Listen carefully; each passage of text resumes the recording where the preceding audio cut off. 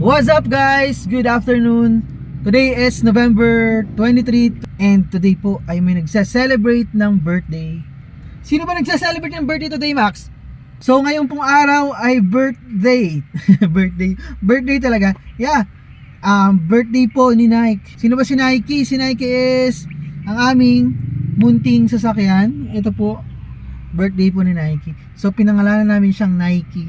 Nike, parang Nike shoes, parang ganon. So, happy birthday Nike. Alam ko marami na tayong pinagdaanan, marami na tayong pinapuntahan kasama ang Team Claro Vlogs. Sana marami pa tayong mapuntahan. Mahaba pa yung pagsasamahan natin. Syempre, marami pa tayong rides.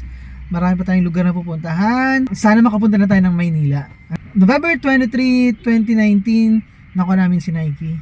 So, malaki po yung naging desisyon namin sa pagkuha ng sasakyan. Syempre, maraming dapat i-consider that time. Nagkataon na in the following year, 2020, buntis po si nanay. Nagkaroon pa ng pandemic, kasagsagan ng COVID-19. So, malaking tulong si Nike kasi that time walang biyahe, walang sasakyan, pagpapacheck up kay nanay, pagpunta ng Naga, and kung may mga bibilhin. Si Nike nga pala is Toyota Wigo model 2020. So medyo luma na kasi syempre 4 years na din. Pero okay pa naman, maganda pa naman sa labas. Medyo may tama, may sira. Pero konti lang naman. Kaya pa naman ipaayos. So today magse-celebrate tayo ng syempre ng birthday. Birthday ang tawag natin dyan kay Nike. Max, saan tayo pupunta? So hinihintay lang namin si nanay. Nandito na kami sa may St. Joseph. And after this, papunta na kami na kung saan kami pwede mag-celebrate. Kanina nga pala pinotoshoot ko si Nike.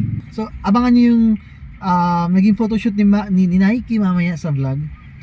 Ayan. At dahil 4 years na po si Nike sa amin, isang taon na lang po, graduate na po siya.